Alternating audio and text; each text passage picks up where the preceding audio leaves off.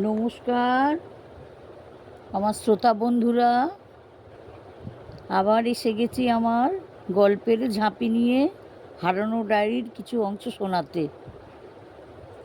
দয়া করে শুনবেন। গুরু কৃপা হি কেবলম। সেদিনই দীপা মনতোষবাবুকে বললেন, হ্যাঁ গো, একটা কথা বলবো? হ্যাঁ বলো, জিজ্ঞেস করার কি আছে? না গো, একটা বিয়ের ব্যাপারে। কার বিয়ে? উর্মির জন্য। উর্মির বিয়ে তুমি ঠিক করবে ঘরে বসে? আরে বাবা, সেই কথাই তো বলছি। তা ছেলেটি কে? আমাদের সাগর। কেমন হয় বলো তো? সে তো ভালোই হবে, কিন্তু তোমার বোনেরা কি রাজি হবে? আরে তার জন্যই তো তোমাকে বলছি। ওদের কাছে কথাটা পারবো দেখি কি বলে। দেখো, বলে বলে খারাপ হবে না। ছেলেটি মেধাবী, খুবই ভালো। তা সাগরদের বাড়ি জানিয়ে মত নিয়েছো? না না, এখনো কাউকে বলিনি, তবে সাগরকেই জিজ্ঞেস করেছি। তা ছোঁড়াটা কি বললো? দীপা সেদিনের সব কথাগুলো বলল। আমি আড়াল থেকে না, নরেন আর সাগরের সব কথা শুনতে পেয়েছি। ও উর্মিকে পছন্দ করে, আর বিয়ে দিলেও করবে। তাহলে আর দেরি কেন? দেখো, আমাদের বড় মেয়ে তো কুসুমের বিয়েতে আসতে পারেনি, যদি উর্মির বিয়েতে আসে। জামাই যদি কোম্পানিতে ছুটি পায় তবে। বড় পদে থাকলে এই রকম সমস্যা হয়। যাই হোক, কথাটা পারো। মেয়েটার বয়স তো কম হলো না।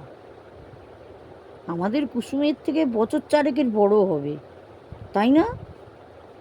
হ্যাঁ, ওরকম হবে। ও তো বিয়েতেই মত দেয়নি, বলে বিয়ে করব না। তবে আচ্ছা দেখি না বলে, মনে হয় তো অমত হবে না। সেদিনই বিকেলবেলা অপাদেবীকে ফোন করলো দীপা। দিদির ফোন পেয়ে তো খুব খুশি। কিরে, মেয়ের জন্য মন খারাপ করছে? না রে, অন্য দরকারে ফোন করেছি। কেন, কি হয়েছে? এই উর্মির বিয়ে দিবি? একটা ভালো ছেলে আছে, আমাদের পাল্টি ঘর। সে করলে তো তবে দেবো। বলে দেখ না, ছেলেটা হাতছাড়া করতে ইচ্ছা করছে না। তোর জামাইবাবুরও পছন্দ। তা কোথাকার ছেলে? আরে আমাদের এখানে। দূর, সেই গঙ্গাপাড়ে। তোর বোনাইয়ের পছন্দ হয় না। তা ছেলেটা কার? কি করে? দেখতে শুনতে কেমন? দাঁড়া দাঁড়া, একসঙ্গে এত প্রশ্ন করলে কি করে উত্তর দেবো? প্রথমে বলি, ছেলেটা দেখতে খুবই সুন্দর। ছেলেটা ডাক্তারি করে। ছেলেটা গৌরহরির। ও, সাগর। হ্যাঁ, আমি সেদিন ও আমাদের বাড়ি এসেছিল, আসতে জিজ্ঞেস করেছিলাম। বলল বাবা মা যা করবে তাই। বাহ, খুব ভালো ছেলে রে, বাবা মাকে এত সম্মান করে। তবে আর কি বলছি, ও মনে করলে কলকাতায় বাড়ি কিনে ফেলতে পারে। দেখি, আমার মা জননীকে জিজ্ঞেস করে তারপর জানাচ্ছি। ঠিক আছে, তাহলে এখন রাখছি। হ্যাঁ হ্যাঁ, রাখ। অপাদেবী মেয়েকে ডেকে জানতে চাইল, হ্যাঁ রে, তোর মাসি একটা ভালো ছেলে দেখেছে, কিন্তু সেই ওদের ওখানে। শুনেই উর্মির বুকটা ধক করে উঠল। মনে মনে বলল, এইটা শোনার জন্যে অপেক্ষাতেই তো বসে আছি, কিন্তু মাকে বুঝতে দিল না। টেরাভাবে উঠল, সেই গঙ্গাপাড়ের ছেলে পেল? তা ছেলেটা কি করে? আরে বাবা, তুই ছেলেটাকে ভালো করেই চিনিস। ও, তা কে ছেলেটা? আরে সেদিন যে ছেলেটা আমাদের বাড়িতে এলো, এমন সময় শর্মি ঘরে ঢুকে শুনতে পেল। কথাটা বললো, কে গো, সাগরদা বুঝি? হ্যাঁ রে, মাসি এখন ফোন করে জিজ্ঞেস করছিল তোর কেমন লাগলো রে ছেলেটাকে। আমার তো খুব ভালো লেগেছে, তোমার বড় মেয়ের জন্য পারফেক্ট। কিন্তু তোমার মেয়ে তো আবার বিয়ে করতে চায় না।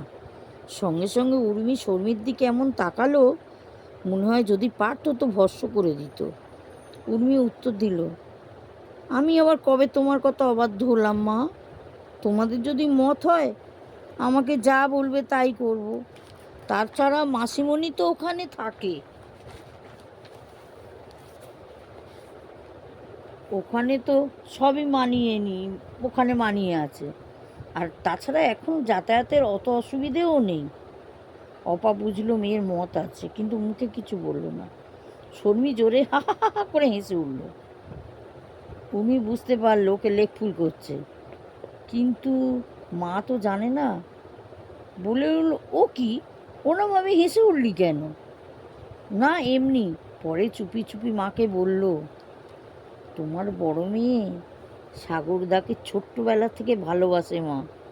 সে কি রে, কোনোদিন তো বুঝতে পারিনি। তাহলে আর দেরি কেন? তাহলে সামনের মাসেই দিন দেখা যাক। একদিন আমাদের তাহলে যেতে হবে ভাঙাগড়াতে প্রস্তাব দিতে। মেয়ের বাড়ির থেকেই আগে যাওয়া নিয়ম। আর তাছাড়া ছেলেটা যখন পছন্দ মতন, সেই সপ্তাহতেই রবিবার দেখে ওরা গেল। সাগর কিন্তু সামনে এলো না। বাড়ির বড়দের সামনেই কথাবার্তা একেবারে পাকা হয়ে গেল। দীপাদেবী বলেন, সাগর কই, একবার ডাকো। সাগর এসে সকলকে হাত জোর করে নমস্কার করে প্রণাম জানালো। বলল, কেমন আছেন? উর্মির বাবা বলল, ভালো বাবা ভালো। তোমার ডাক্তারি কতদূর? মোটামুটি কমপ্লিট হয়েছে, এবারে চেম্বার করব। বাহ, ভালো ভালো। চেম্বার কি এখানেই করবে? অপা বলল, এখানে পয়সা পাবে? উত্তরে সাগর বলল, কাকিমা, এখানে লোকেরা পয়সার অভাবে কলকাতাতে চিকিৎসা করাতে যেতে পারে না। আমি এই গ্রামের ছেলে হয়ে এদের বঞ্চিত করব? পরে কলকাতাতে একটা চেম্বার রাখবো, সপ্তাহে 3 দিন বসবো। তাহলে এখান থেকে কলকাতায় যাতায়াত করবে? হ্যাঁ, সেটাই তো ইচ্ছা। উর্মির বাবা বলুন, ও কি প্রশ্ন করছো তুমি?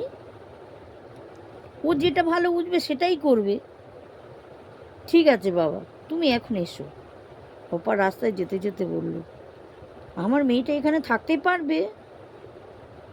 কেন পারবে না, কাছেই তোর মাসির বাড়ি, ওর কোনো অসুবিধেই হবে না। তাছাড়া পরের কথা পরে ভাবা যাবে। আমার খুব পছন্দ হয়েছে, কর্তব্য জ্ঞান বেশ ভালো। আমাদের শহরে এমন ছেলে খুব কম আছে। সেদিনই ওরা কলকাতাতে ফিরল। সাগর আর নরেন একেবারে জেটি ঘাটে লঞ্চে তুলে দিয়ে এলো। ফেরার সময় সাগর নরেনকে বলল, আমার উর্মির সঙ্গে না কি কথা বলতে ইচ্ছা করছে রে। চ না, কুসুমদের বাড়ি ফোন থেকে কথা বল না। এখন তো ওদের বাড়িতে একাই আছে। ঠিক বলেছিস, আমারও একটা খুব ইচ্ছা আছে জানিস। কী রে? না, আমার নামের আগে একটা ডক্টর বসানোর। তোর মনে আছে, নিবেদিতা তোর সামনেই আমাকে বলেছিল, তোমার বন্ধু তো ডাক্তার, তুমি প্রফেসর কেন?